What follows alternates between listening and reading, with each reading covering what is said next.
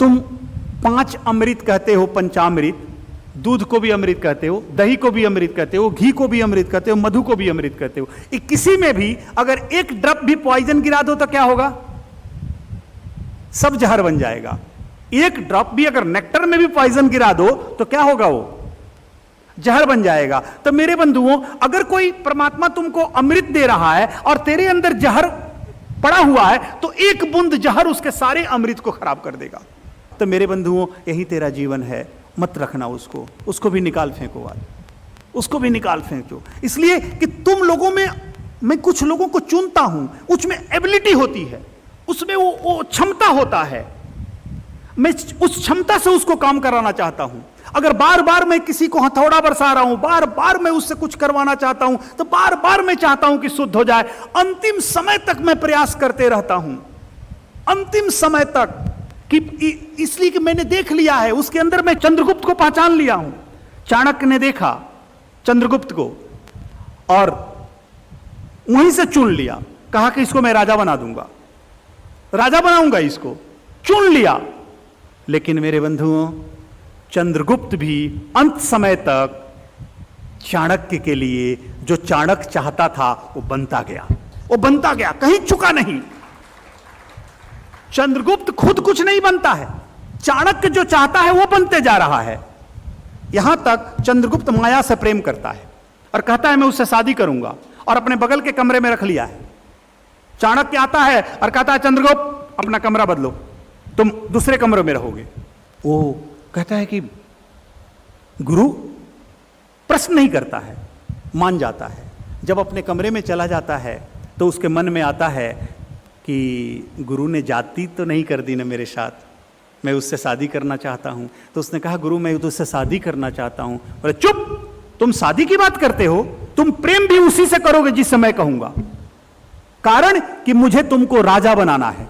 लेकिन मैंने तुम में राजा को देखा है, अगर तुम में शक्ति है कि तुम मुझे राजा बना दो तो तुम वो कहो वो मैं करता हूं, और नहीं तो तुम बनना चाहते हो तो मैं बना सकता हूं, मैं जो कहता हूं वो तुम करो।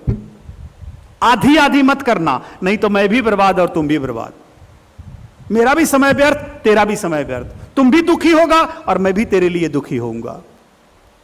लेकिन तुम भी बीच बीच में दुख में आएगा और तुम्हें दुखी देखूंगा तो मैं भी दुखी होऊंगा। चाणक्य कहता है तो मैं जो बनाना चाहता हूं तुम उसके लिए तैयार हो जाओ, नहीं तो तुम जो बनना चाहते हो वो मुझे कह दो और तुम मुझे बना दो। दोनों में एक आदमी को समर्पित होना पड़ेगा। तो तुम शादी की बात छोड़, प्रेम भी उसी से करोगे जिससे मैं कहूंगा। मेरे बंधुओं, चंद्रगुप्त मान गया, और दूसरे दिन जब चाणक्य ने उस जहां चंद्रगुप्त रहता था खुदवाया तो नारी मिल गई थी दुश्मन से, और वहीं वो सारे छुपे हुए थे दुश्मन जो उसको मारना चाहते थे। तो पूछा चंद्रगुप्त कि महामात तुम्हें पता कैसे चल गया?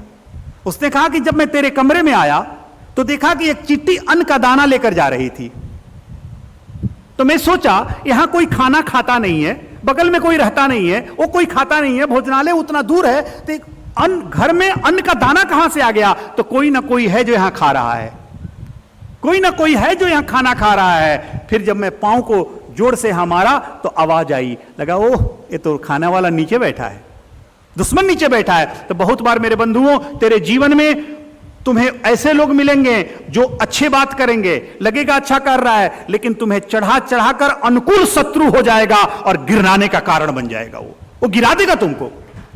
ऐसे लोगों से दूर रहना जो तुम्हारे जीवन में नीचे गिराए। ऐसे लोगों के पास जाना जो गाली भी देता हो लेकिन उठाना जानता हो, उसी के पास जाना, उठ जाना, वहां जाके गालियां खा लेना, उसकी मार खा लेना उसका, लेकिन उठाना, लेकिन उठाना चाहता है। बाप अपने बेटे को डांटता है तो वो उठाना चाहता है, गिराना नहीं चाहता है, कभी नहीं चाहता है।